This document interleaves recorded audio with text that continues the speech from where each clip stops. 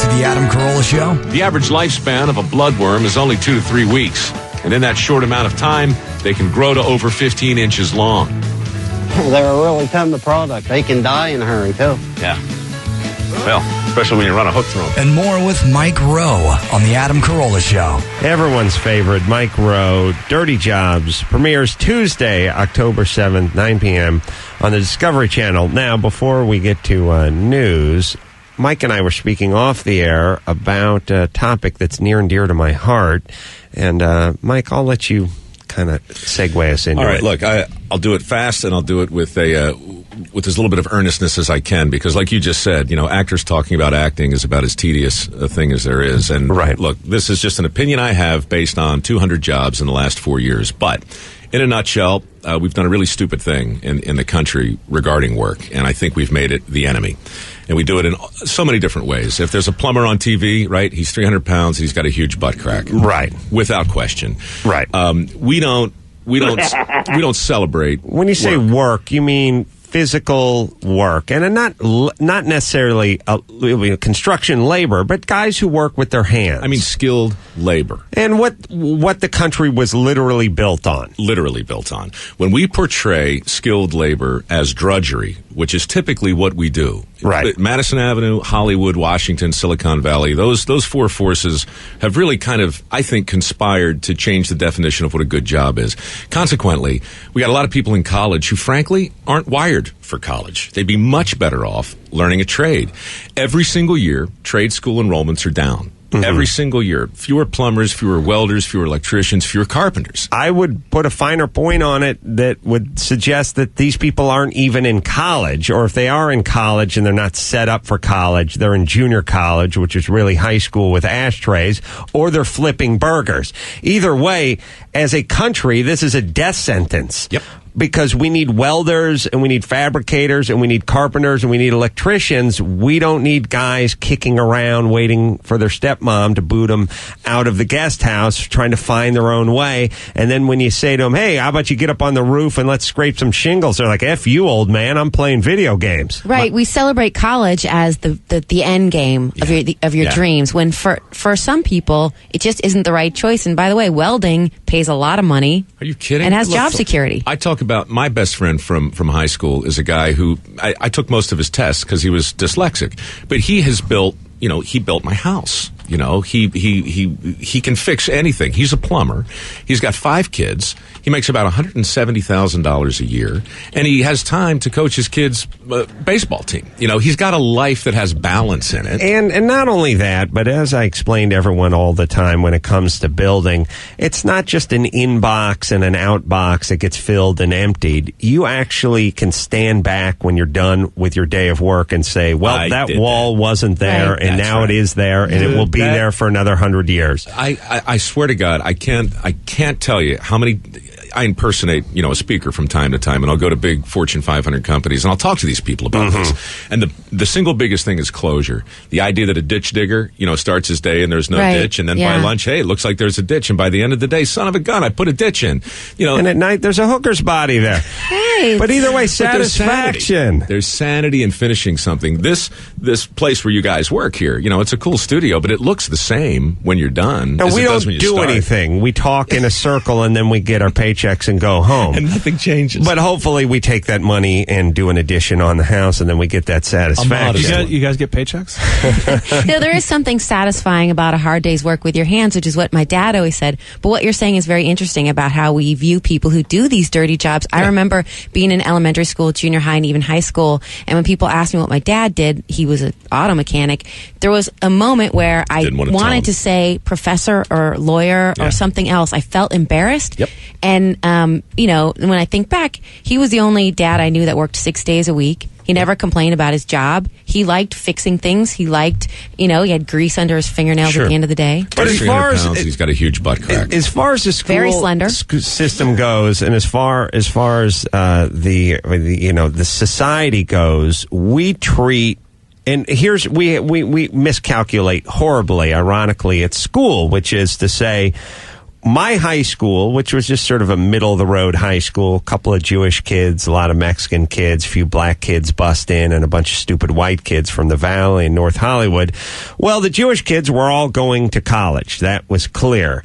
But the Mexican kids weren't, and half the white kids weren't, and all the black kids weren't. So we basically had about 80% of our high school that was not going to college. And I'm not counting you going to junior college and scoring a dime bag and kicking a hacky sack around and then smoking in the parking lot as college. Half my J.O. buddies did that, but that was just a time killer to find themselves. Sure. We all just went there, and we all walked in a circle and got warehoused, and then eventually we got pushed out. Right. And we took a couple cooking classes and a couple sewing classes and a couple math classes and a couple ceramics classes, and then we all got pushed out, and we all started carpet cleaning because it was the only job we could find. Now, had somebody said, look, it's clear you're not going to college. We're not going to tackle you if you attempt to go to college, but look, we're being realistic. Yeah. You're a guy who uses his hands, not counts beans. How about we put you in some apprentice program? How about you learn some of the basics of being an electrician or a plumber or pipe fitter or a carpenter or a framer or whatever it is.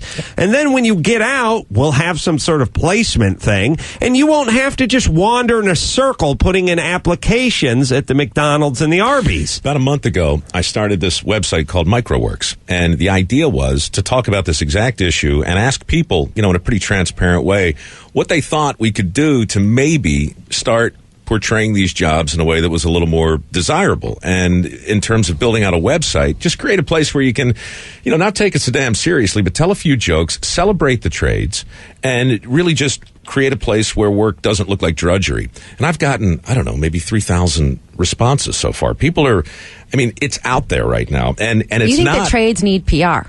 I'm telling you, work needs a PR campaign. Hard work and skilled labor needs an awareness campaign, because right now we're celebrating a whole list of things.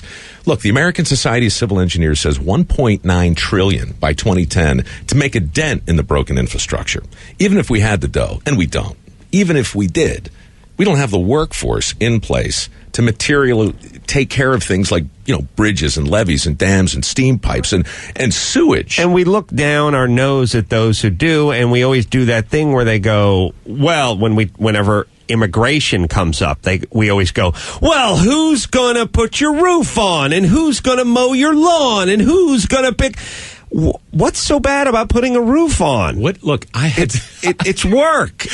I did it. It's fine. The people how about the qualified roofers who need the money? How about we create a force of people? Because I can tell you now, at least out here in Southern California, there ain't anybody who ain't Mexican who knows how to do anything in this town anymore. And we complain about how you can't find a good carpenter, and if there is a good carpenter, the guy's backed up for 6 months. It's only going to get worse. And we're creating people that just sit around and snack and play video games and live in some sort of virtual masturbatorial world and don't get anything done. Let's stop looking down our noses at these noble trades, and let's start calling a spade a spade. Somewhere around the 9th or 10th grade, somebody should have pulled a young Adam Carolla or Ray Oldhofer or Chris Bohm or any of his other J.O. buddies who clearly weren't excelling in the standardized testing and said, look, we're going to do you the biggest favor of your life. Here's a welding stick and a mask. You would have had a lifetime trade. You would have had a pension. You would have you would have insurance through your union.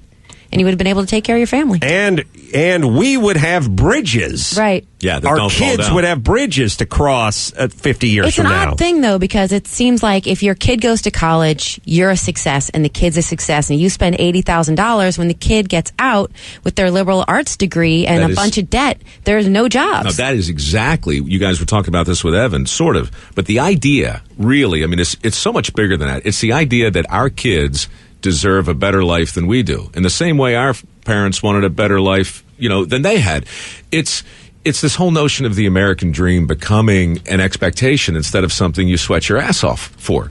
And it makes sense coming out of an agrarian society 4 generations ago. But now, look, how much better does it get for the whole country? Mathematically, we can't support the idea that everybody's going to be an investment banker. And just work from home. Right. Yeah, no, I completely agree. And meanwhile, we have the dropout rate in high school, and again, I'm just going here in SoCal, so it's abysmal, but the dropout rate is through the roof. Yeah. And so what we have is a bunch of 15-year-olds and 16-year-olds with zero education, zero direction, and most importantly, not a skill.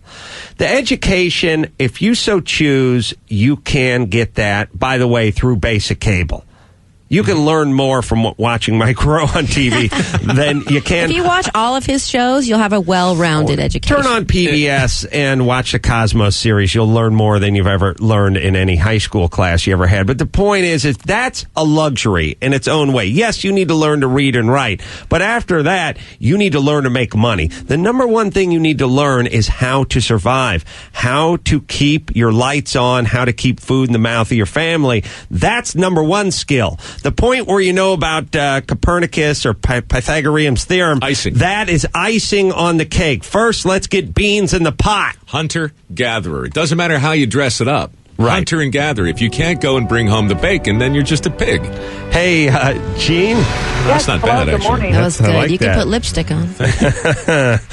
You have something to say? Yes. Actually, my husband's a welder. I'm currently getting stuff together to put my 17-year-old son into a community college that offers a great welding program. So the other day I was online. I went to the AWS, American Welding Society webpage. They About life in the fast lane. they offer, a lot of grants, a lot of scholarships for kids that need nothing more than a GED or a diploma. Mm-hmm. Yeah, and people should take advantage of it. When I was a Catholic big brother, my little brother was a horrible student, but he actually loved computers. Yeah. And when he barely graduated high school, I said, well, now what? And he said, well, looks like I'm going to go to junior college and take some general ed. And I said, no. You go to computer school. You focus on computers. Do it full time. 2 years from now, you'll be out. You'll be making $35 an hour as a programmer. Then if you want, and I bet you won't, but if you want, you can always go back. You'll always be there. And round yourself out. Become a Renaissance man. Now, your mom has no money. She has 5 other kids to look out after. Dad hasn't been around in 10 years. You focus on making the money. There used to be an expression. There used to be an expression that said, my grandfather said it all the time, make yourself useful. That's been turned into make yourself happy. Right. And, you got an entire society out there focused on making themselves happy, and suddenly there's no sense of duty. There's no sense of usefulness. There's no sense of contribution, accountability, Usefulness makes you responsibility. happy. It's right. And pride in a job well done. Of course. Mike Rowe in studio. Dirty Jobs, name of his show. Mike Rowe for president, I say. know. He has my vote. Oh, you're very kind. Easy He's on the 300 pounds. eyes. He's got I have a an huge economic butt crack. plan. Hey, T-Bone. We'll talk about somebody who understands a hard day's work, Kim Kardashian. She left Dancing with the Stars last night, and I'll let you know what she had to say on her way out. And why did a woman kill her best friend with a tweezer? We will take ourselves a break. Mike Rowe, going to hang with us? I got nothing to do with it. I love that part about you. Quick break. Back with the news and Mike Rowe next.